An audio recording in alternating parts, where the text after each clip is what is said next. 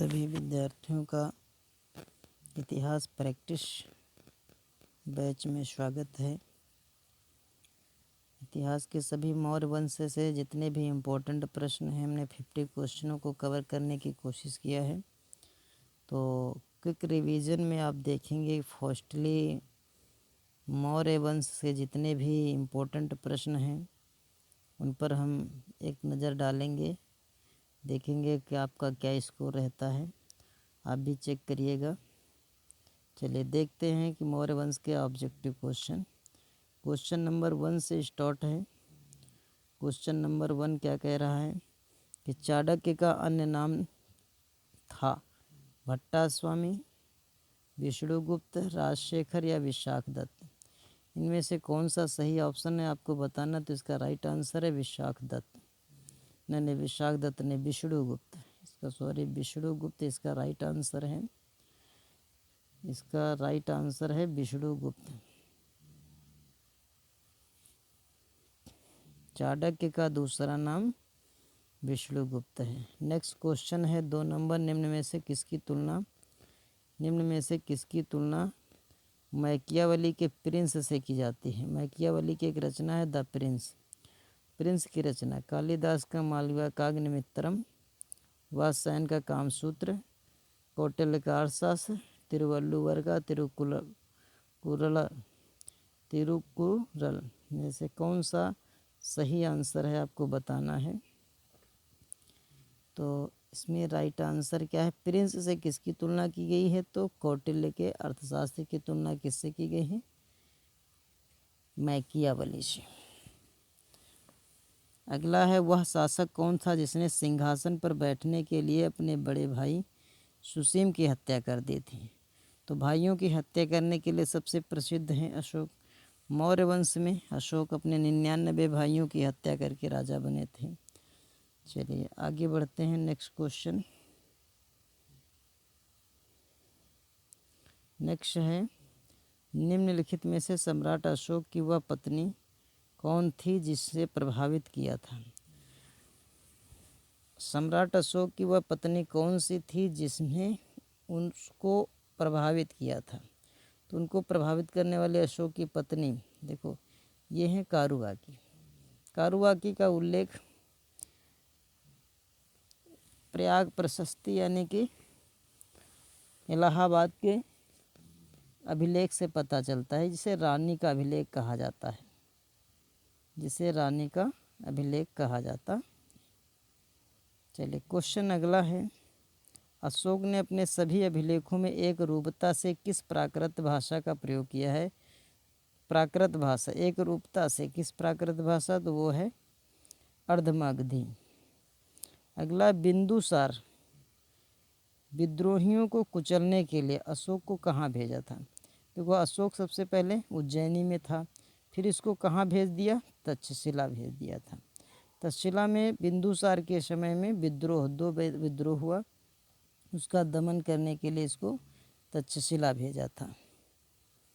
चलिए next question है,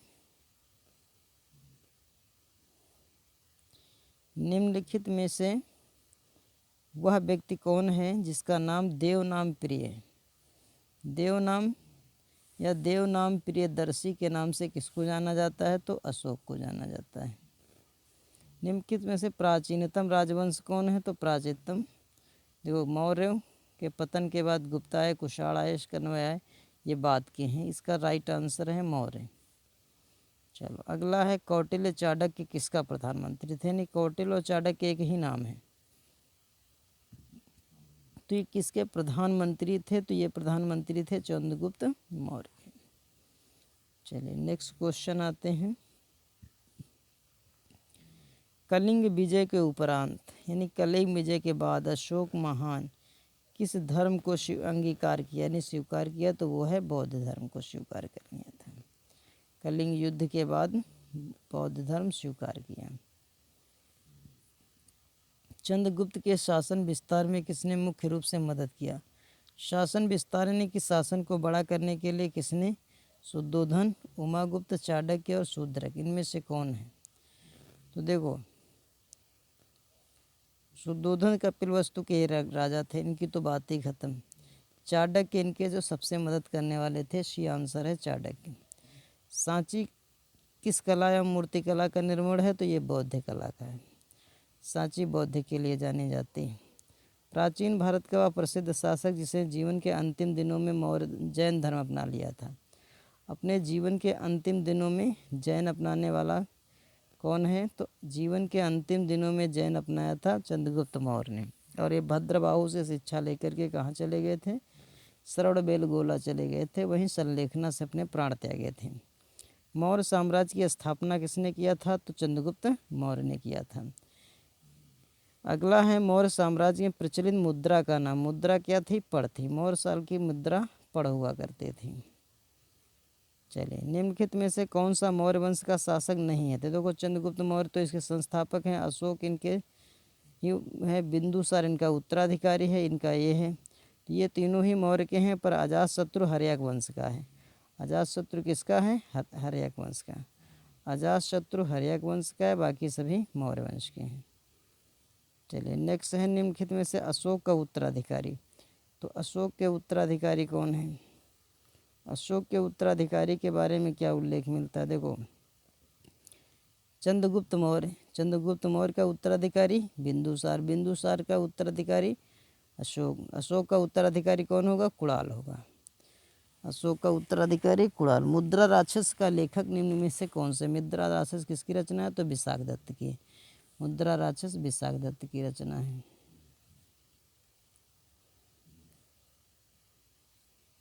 अगला क्वेश्चन है, विशाख दत्त के प्राचीनतम नाटक मुद्रा राक्षस की विषय वस्तु क्या है, इस पर किस विषय पर चर्चा की गई।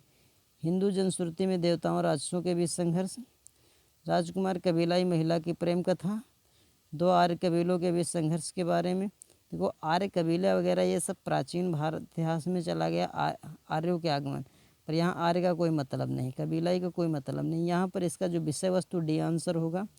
क्या होगा, विषय वस्तु में डी आंसर इसका राइट आंसर है। चंद्रगुप्त मौर्य के समय में राज दरबार में दुर्भिद संधियों के बारे में उल्लेख मिलता है, यानी कि इसका राइट आंसर है डी। चलिए, अगला है मालवा गुजरात महाराष्ट्र किस शासक ने पहली बार जीता, तो इसको जीतने वाले हैं चंद्रगुप्त मौर्य। किसने सहिष्णुता, उदारता, करुणा के त्रिविध आधार को राजवंश की स्थापना की, वो है अशोक ने। किस शहर में अशोक ने शिलालेख नहीं है, गिरनार में, कंधार में, पाटलिपुत्र में या फिर टोपरा में।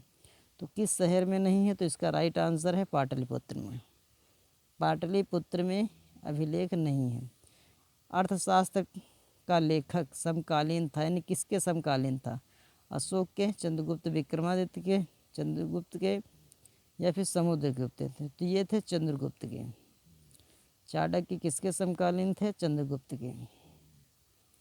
अर्थशास्त्र का लेखक समकालीन, ये तो वही क्वेश्चन है। नंद वंश के पश्चात मगध पर किस राजवंश का उदय हुआ, तो वो है मौर्य वंश। मौर्य काल में शिक्षा का सर्वाधिक प्रसिद्ध केंद्र तक्षशिला। मेगास्थनीज की पुस्तक का नाम इंडिका, सब जानते हैं। चलिए आगे बढ़ते हैं। मेगास्थनीज की पुस्तक का नाम क्या था, तो इंडिका। किसकी ग्रंथ में चंद्रगुप्त मौर्य को विशिष्ट रूप से वर्णन मिला है, तो विशाख दत्त की रचना में। अश्वघोष ये बौद्ध विद्वान है। वह स्रोत जिसमें पाटलिपुत्र के प्रशासन का वर्णन उपलब्ध है, वह है अर्थशास्त्र। अशोक के शिलालेखों में प्रयुक्त भाषा प्राकृत भाषा है। निम्नलिखित में से किस मौर्य राजा ने दक्खन पर विजय प्राप्त की थी, वो है चंद्रगुप्त मौर्य। किस मौर्य राजा ने दक्खन विजय प्राप्त की थी, चंद्रगुप्त मौर्य ने। मेगास्थनी ने भारतीय समाज को कितनी श्रेणियों में बांटा है, 7 श्रेणियों में बांटा है।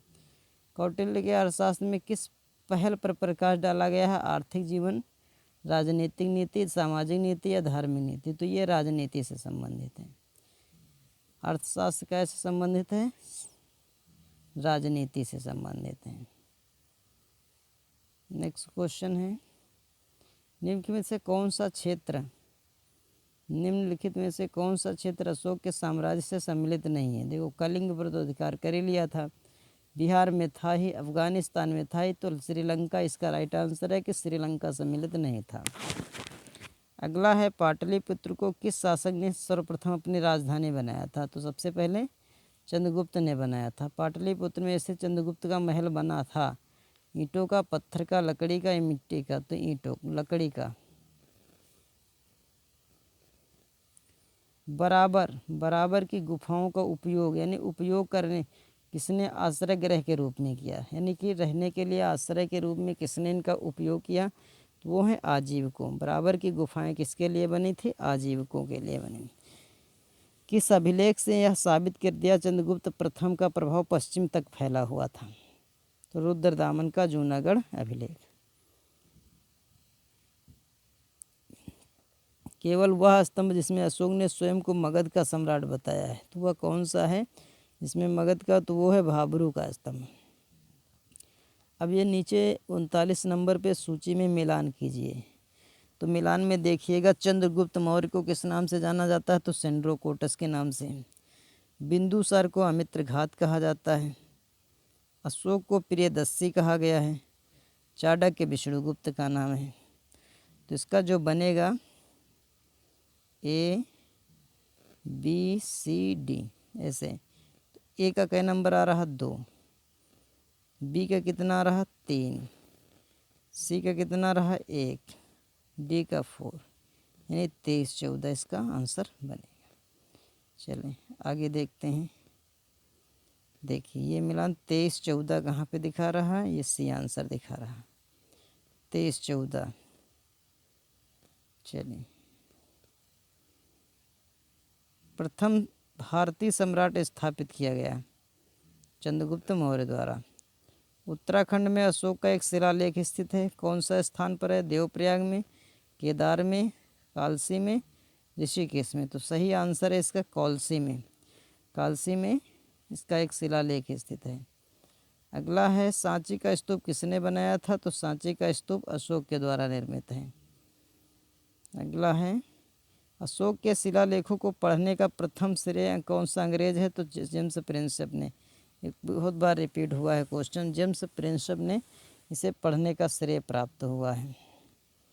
अगला है कलिंग युद्ध की विजय क्षत्रियों का वर्णन किसमें मिलता है? तो 13वें अभिलेख में। यहाँ पर 5 राजाओं का भी उल्लेख है और कलिंग विजय का भी उल्लेख है, तो 13वें शिलालेख में। ये राजस्थान में पूछा गया है, यूपीएससी पूछा गया है कई बार। अगला है क्वेश्चन नंबर 45। देखिए, प्रसिद्ध यूनानी राजदूत मेगास्थनीज भारत में किसके दरबार में आया था? तो मेगास्थनीज चंद्रगुप्त मौर्य के दरबार में आया था। चंद्रगुप्त मौर्य ने सेल्यूकस को पराजित किया था 305 ईसा पूर्व में। अगला है निम्नलिखित में से कौन सा राजा प्राय जनता के संपर्क में रहता था? तो वो है अशोक। अशोक ने 261 में कलिंग विजय जीतने के बाद क्या किया? अपने राज्य की सीमा बढ़ाई, विश्व विजय के लिए निकल पड़ा, भारी रक्तपात देकर युद्ध की नीति सदा के लिए त्याग दिया। उपयुक्त में से कोई नहीं। तो इसका आंसर सी, भारी रक्तपात को देखकर सदा के लिए युद्ध नीति त्याग दिया। अगला क्वेश्चन है अशोक के अधिकांश अभिलेख किस भाषा और लिपि में है? तो कौन सी भाषा है? प्राकृत भाषा है, ब्राह्मी लिपि है। किस ग्रंथ में चंद्रगुप्त मौर्य के लिए वृषल कुल का बताया गया है? तो वह मुद्रा राक्षस में इसे वृषल कुल का बताया गया है। तो ये रहे हमारे 50 क्वेश्चनों को हमने कवर किया, वो भी किसके हैं? मौर्य वंश के। मौर्य वंश के जितने भी 50 क्वेश्चन हैं हमने, तो आपका स्कोर क्या रहा ये ज़रूर बताएं। चलिए 50 क्वेश्चनों को हमने कवर किया।